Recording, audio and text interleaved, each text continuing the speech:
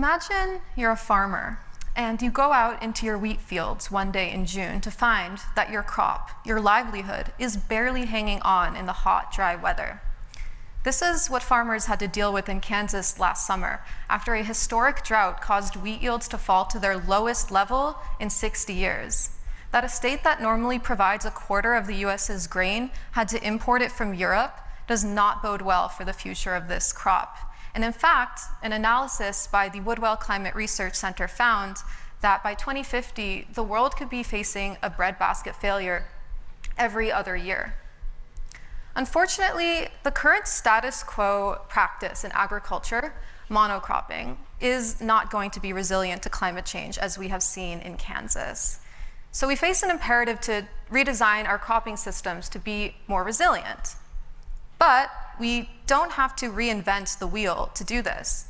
Throughout the history of agriculture, diverse cropping systems have been used to increase yields and to act as a form of insurance against crop failure. When it comes to these systems, we currently know more about the benefits of temporal diversity than we know about spatial diversity, so growing different crops together in the same field. My research aims to understand whether diverse or unusual cropping systems, such as wheat and bean, might confer comparable benefits, and why. To do this, I'm looking at the microscopic level. So we know there are microbes that inhabit the cells of plants' roots and provide nutrients to their hosts in exchange for sugars. These microbes are effectively selected from the microbial community in the surrounding soil, and they can help maintain plants' health under harsh conditions. So by sequencing the DNA of the soil microbiome, I am looking at the diversity and function of these communities under a crop diversity and precipitation gradient.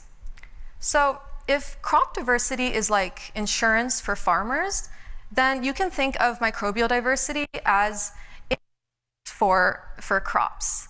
My research will shed a light onto what extent the two are connected so that we can select cropping systems that cultivate resilient microbial communities and effectively safeguard the resilience and productivity of wheat. So why not cut out the middleman? Let's use the agricultural wisdom of the past to diversify our farms for the future, so we don't have to worry about a world without wheat. Thank you.